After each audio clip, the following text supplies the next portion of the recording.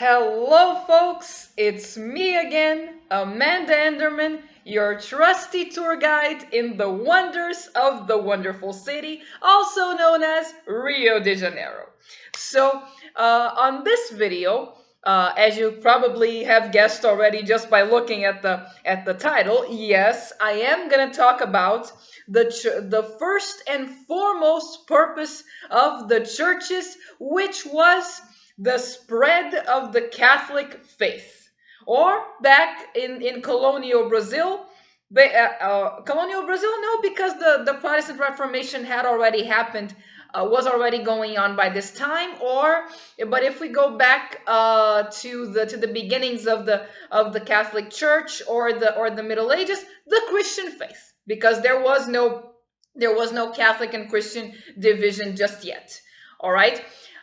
So uh, but in order to talk about this, I am gonna have to go back a little further than I normally do, as you probably have, as you have seen in the previous videos. I normally only go back as far as the Renaissance, or at the most to the Middle Ages, like I did in the last video. But on this video, we're gonna have to go a little further back. All right. And before I actually start the video, if you're new to this channel, please be sure to subscribe if you like the content of the channel. But before that, even be sure to watch the previous videos, or mainly the introductory videos, so you can know what this channel is about, what we are doing here.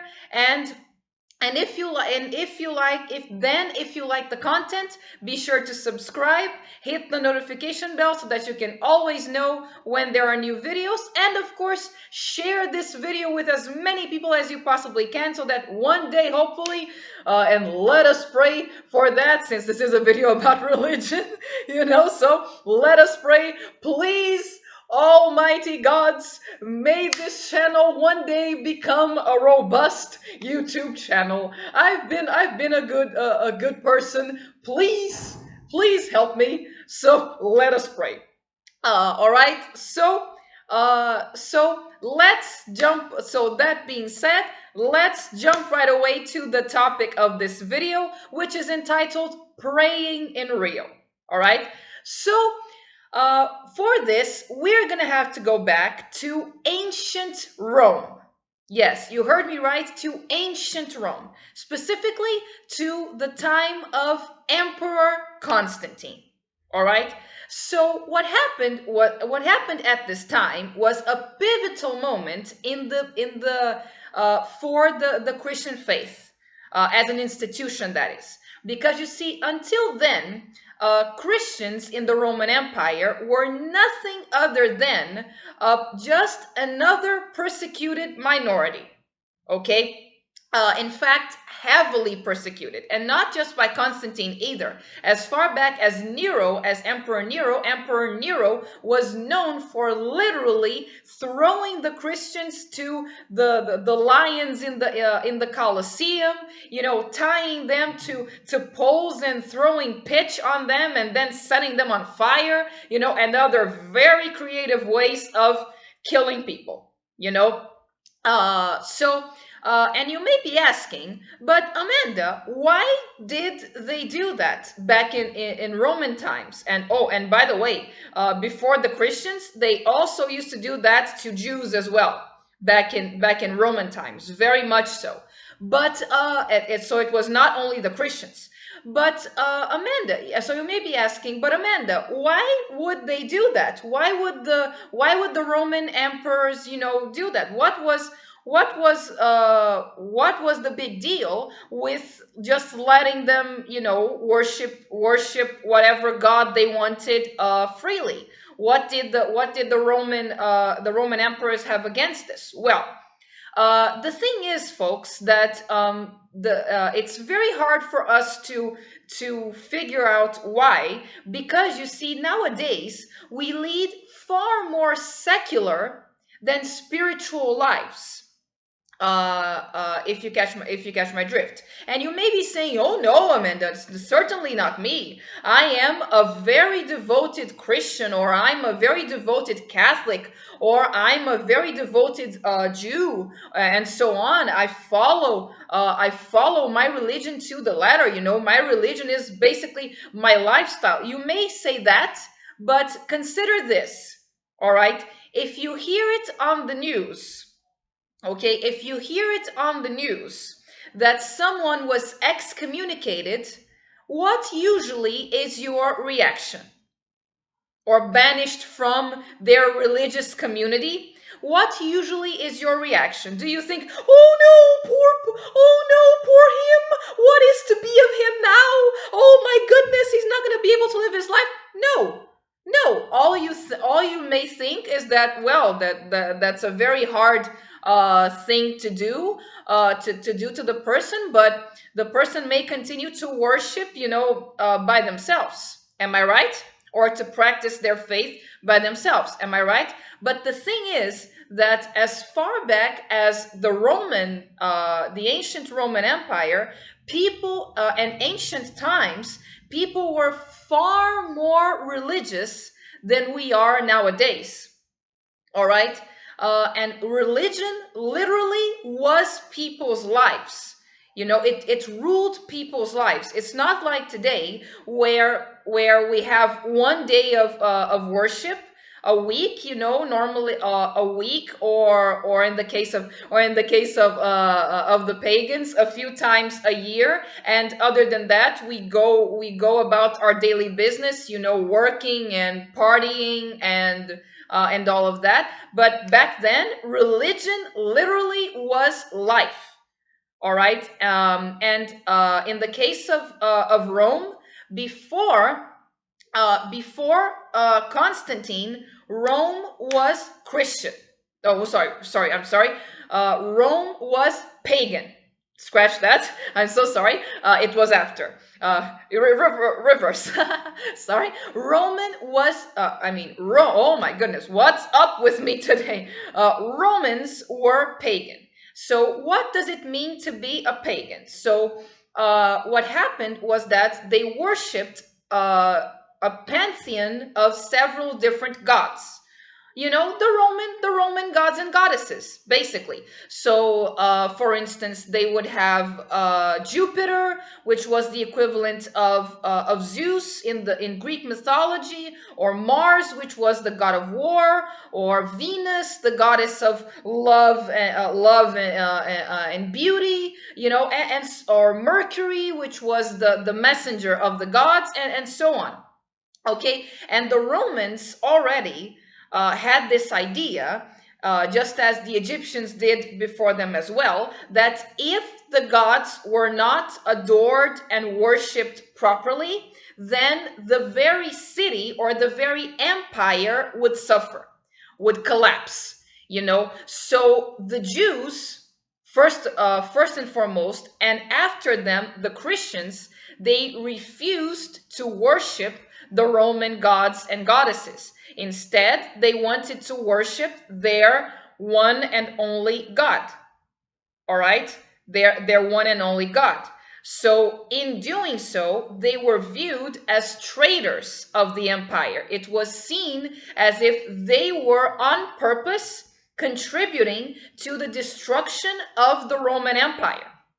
All right, so this is why they were arrested, they were persecuted, they were sentenced to death, and all of that. And especially in regards to Christians, there were all kinds of rumors to the effect that saying that Christians were committing incest, they were having sex, that they were having sex with their brothers and sisters, trying to make it sound bad, the fact that they referred to each other as brother and sister, or they even said that Christians ate little children, so all kinds of bad things, bad rumors were spread about Christians.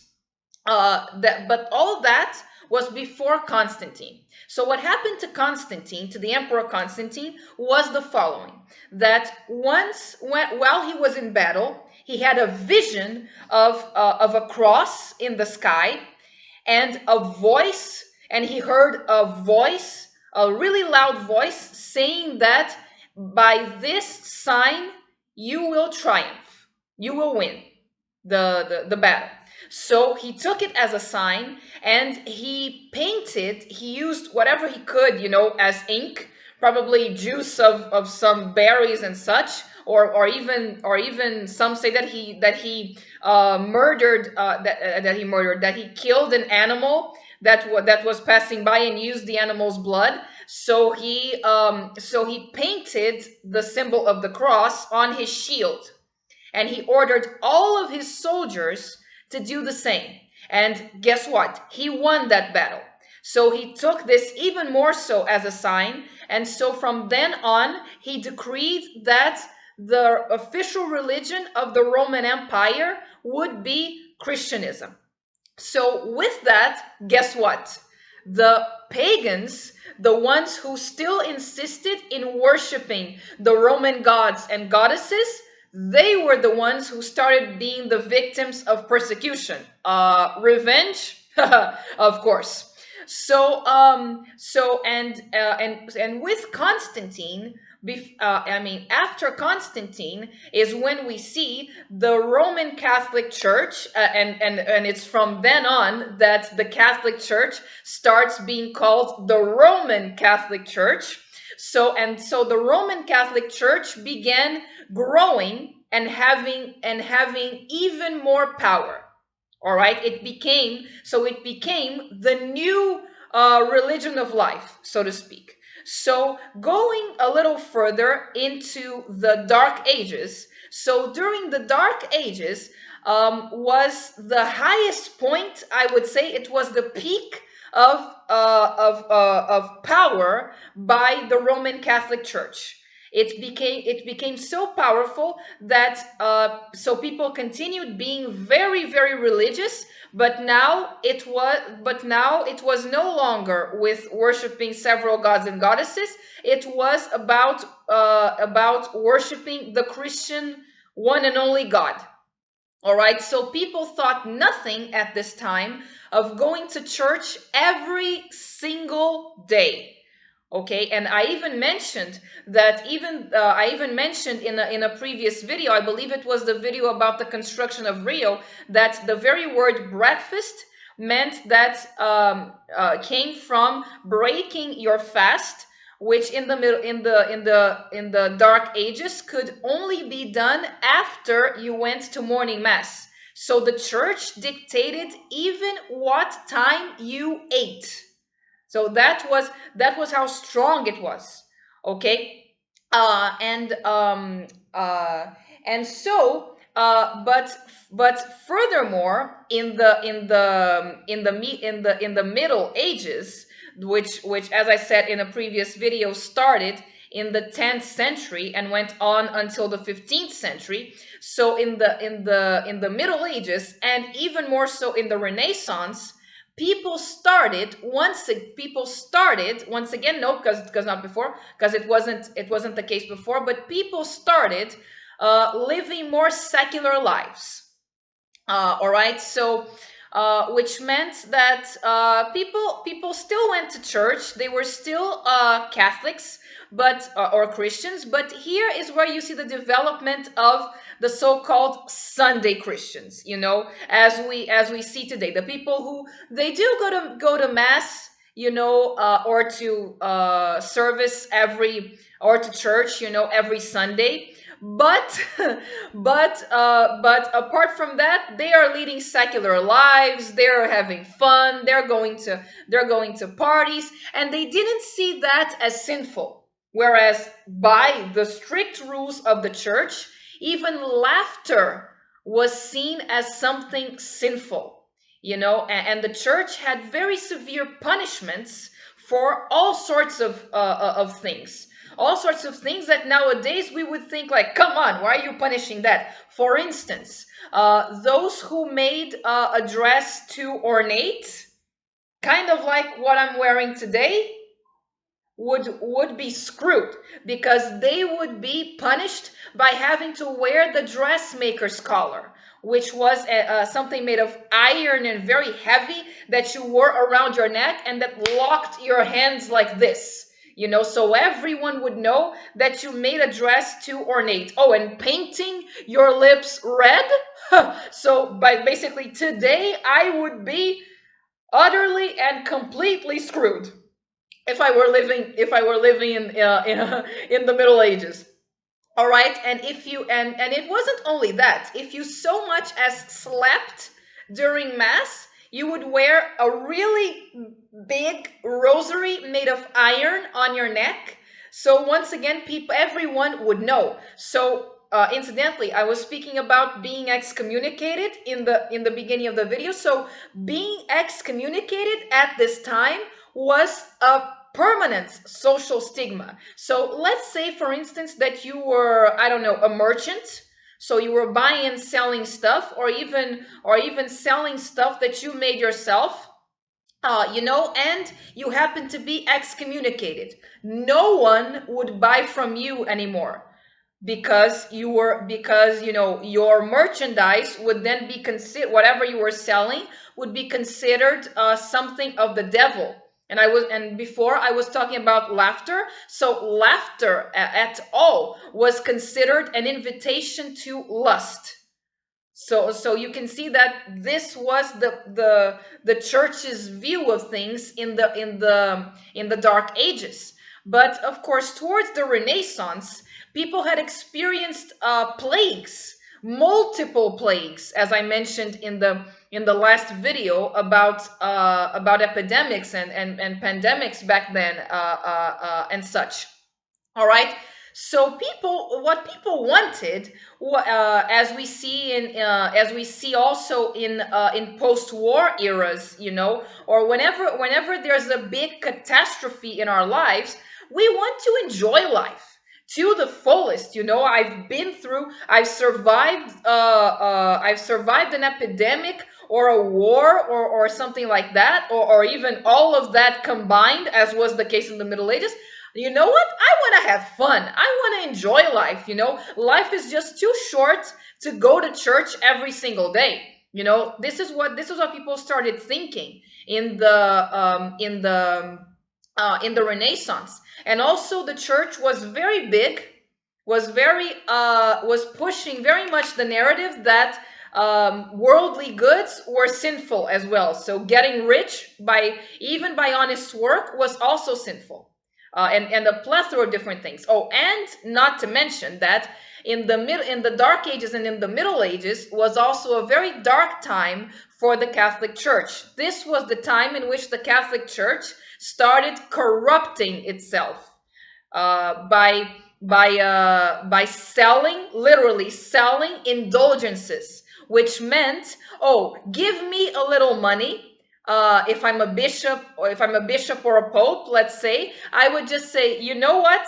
You have a relative who died from the plague, let's say, and you are unsure if he is in hell, or if he is in purgatory. Well, give me a little money, and I will write down a document which will guarantee that he will go to heaven. And people actually literally bought this type of thing, because of course back in those times, life was simply very hard. You had wars that could kill you. You could be killed in battle. Even if you were in the middle of the battle, you could be killed. You could be killed by persecution. You could be killed by the plague. So people really had this belief that, oh, this life sucks, basically. So my God, please, Lord, let eternal life be better. So if added to the fact that this life sucked, you would be doomed to spend eternity in hell. Then you know what, people would absolutely go into desperation. uh you know So this is why people bought into this kind of stuff. Until in the 1500s, of course, or close to the 1500s, you start having people who start to question the dogmas of the Catholic Church, such as Giordano Bruno, for instance, and after him, Martin Luther. All right, and of course, these people, and mind you, they both were priests. So naturally, they were seen by the church, by the Catholic Church, as heretics. So basically, what is the definition of a heretic? Just to make that very clear, a heretic is not someone who has never been baptized and therefore is actually not a Christian. Those people were actually, such as Jews, for instance, were not in the under the jurisdiction of the Catholic Church. No, no, siree. The ones that were persecuted were people who had already been baptized, rather by option or by force. It didn't matter for the Catholic Church, of course. So those people, if they questioned the church and worshipped in different ways, or if they worshipped different gods, or if they worshipped with different customs, then they would be persecuted by the Catholic Church. All right. So of course, the same thing. So once so in fact, the reason why the discovery of the Americas was backed by the Catholic Church was precisely because of this, because they wanted to counter the Protestant Reformation. They didn't want these heretic practices, as they called it, to spread into the New World, because then they would completely lose their power over people. If people were actually free to practice as they wished in the New World, then who cares? Well, who cares? Let's see the Catholic Church persecute us now, when we are all the way here on the other side of the Atlantic. So the Catholic Church wanted to plant their flag together with colonization. uh, you know so therefore, the same thing, the Catholic faith was basically established in the same way here in Rio. So in Brazil, of course, as with all of the Portuguese and the Spanish colonies as well. So in regards to how the establishment actually worked, so there were three different kinds of religious orders. And by the way, our tour today, all of this was the introduction to our tour today. So our tour today would be basically going in and out of churches, and mostly in them, of course, because I have showed you churches before, but I showed you them from the inside. So since this is a tour about religion and of course about churches, so today, of course, I will show you the inside of the churches. All right. So the first kind of religious order that was set up at this time was called a first order, roughly translating, or in Portuguese, Ordem Primeira. So a first order meant that it would only accept men which wanted to lead monastic lives. So spiritual activity was the main activity, and these men, they wouldn't be accepted if they were married or if they had heirs, because once they joined the order, all of their worldly goods would be donated to that order. And in fact, as far back as the Dark Ages, these orders already existed, and the families back in the Middle Ages, they would normally choose one of their children to send to one of these orders, and if it was a girl, her dowry would go all of it to the church, and if it was a boy, that was designated to become a monk, his inheritance would go to the church. And of course, this was done by wealthy families so that they could be on the Catholic Church's good side, if you know what I mean. You know, because let's not forget, the Catholic Church was very, very powerful at this time. All right. So, as I said before, so an example of a first order. Let me open here in my trusty tablets. Yes, it is right here on my table. So let me open here. So, one example, all right, was is this it? So one example, yes, it is. So one example of a first order would be the monastery. Can't believe I closed it. So would be the monastery of Saint Benedict. Remember, I have already showed you the outside of it, and now here is the inside of it, of the monastery of Saint Benedict. So you can see that it's very, very, very, very, it's very Baroque in the sense that it's all golden inside and it has no windows. Okay. And as a matter of fact, the Baroque style of architecture was the architectural way of the church, of the Catholic Church, to compete with the Reformation. It was the art that backed it was the artistic style of the counter Reformation. All right. So other than that, there were the second orders, or ordens segundas. So the second orders were basically the same thing as the first orders, only they would only accept women. So in the case of women, they were not allowed to, they couldn't be married, or they were not allowed to have already been married. So that is, it is. I'm sorry. Correction. Widows were also accepted in the second orders, as long as they had no children. All right, because if they had children, then of course their fortune would have to go to their child, so it could not be donated to the church, as was the practice.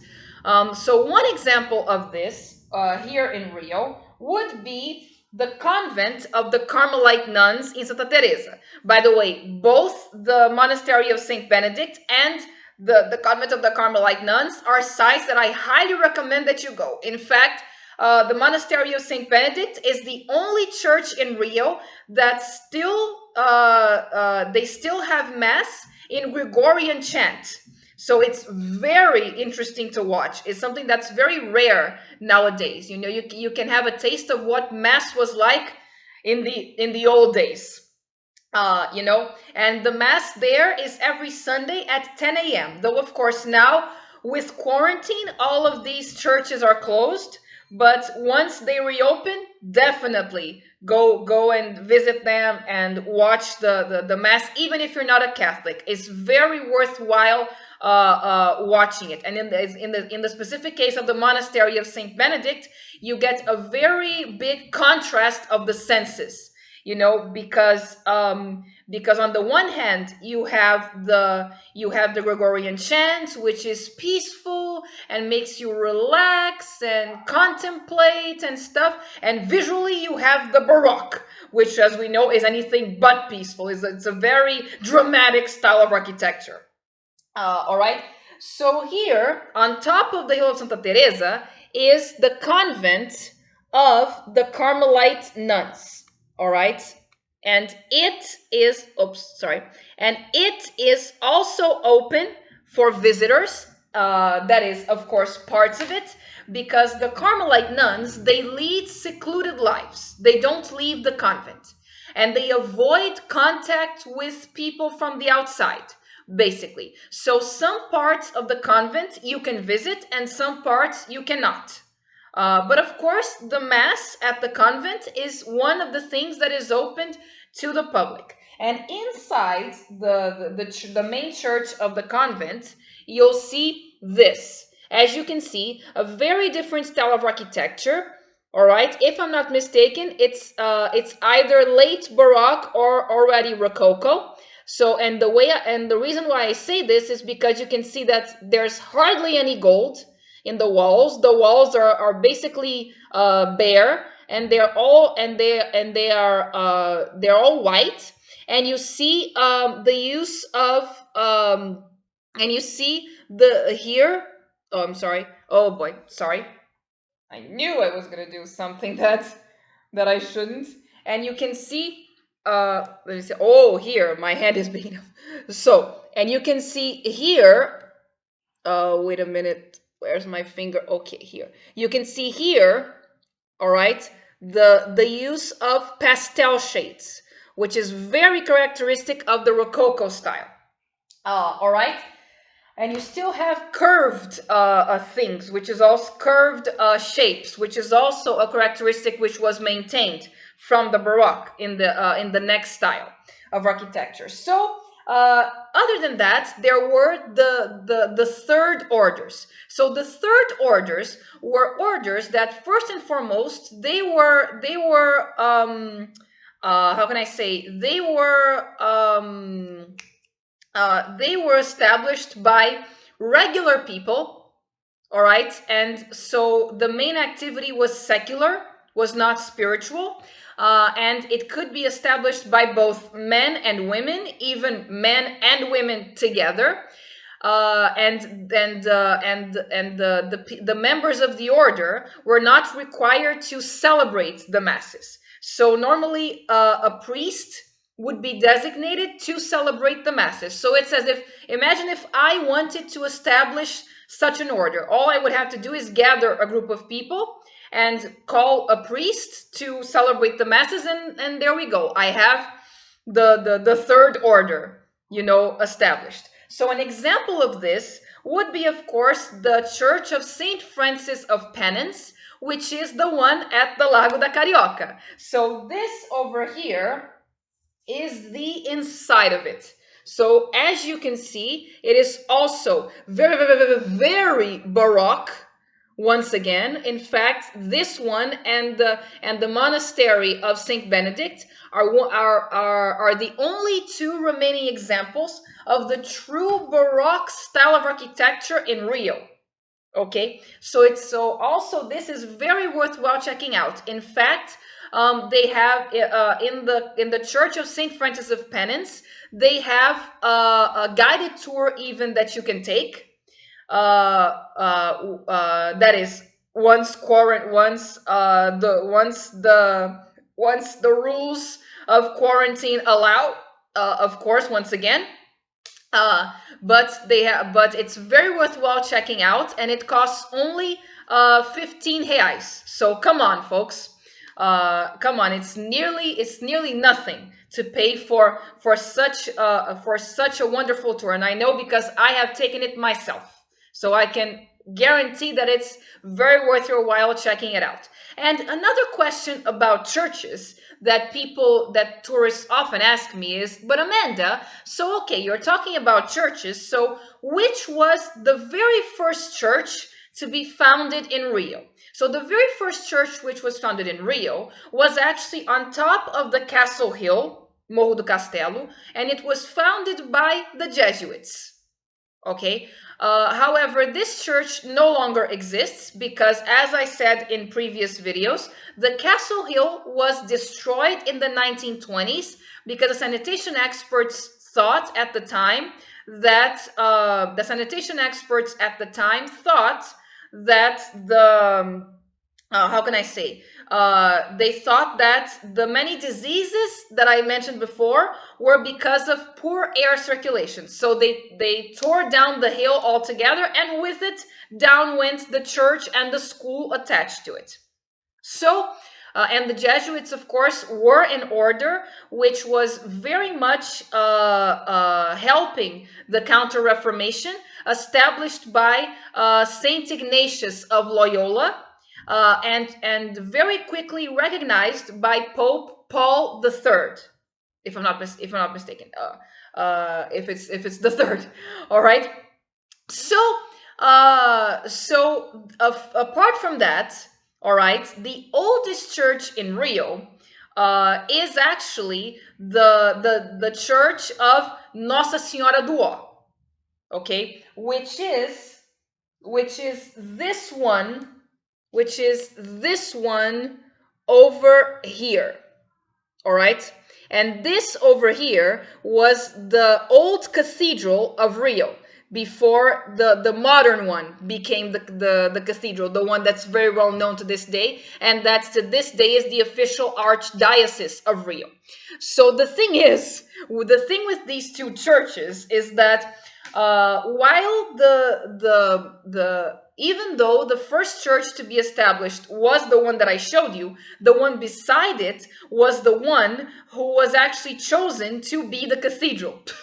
So of course the parish of the Nossa Senhora do Ó, and by the way, the old cathedral, this one over here is called Nossa Senhora do Carmo da Antiga Sé. So so this church was the one chosen to be the cathedral. So of course the parish of the Nossa Senhora do Ó church did not like that at all. So they started making their church flashier, so to speak, so that people would plainly see, wait a minute, this church is far prettier. Why is the other one the cathedral and not this one? But of course, the other church answered back, fought back, and made their church even bigger. So there was kind of a war, of an architectural war between those churches, and it even came to a point that the church that was chosen to be the cathedral, they even came to the point of, even though they were consecrated to Our Lady of the mountain of Carmo, in Portugal. So it was a church devoted, it is a church devoted to the Virgin Mary, but they came to the point of, just to enforce the narrative that no, we are the legitimate cathedral, they even came to the point of putting, I'll even zoom in so you can see, of putting an image of Saint Sebastian right over here that you can see. And why Saint Sebastian? Because as I said also in previous videos, Saint Sebastian is the patron saint of Rio. So as you can see, there was even wars of attention between churches at the time. All right, so folks, this is it for our video, for this part that is of praying in Rio. But hold on to your hats, because there will be a part 2 of this video, because as you know, religion, and that even if we're talking about historic things, is something that has a long story. All right, is always something that takes a long while to explain. So this is why I'm doing this video in part 1 and part 2. So hold on to your hats, there will be a part 2 of this video. So I'll see you then. But for now, bye. See you in the next video.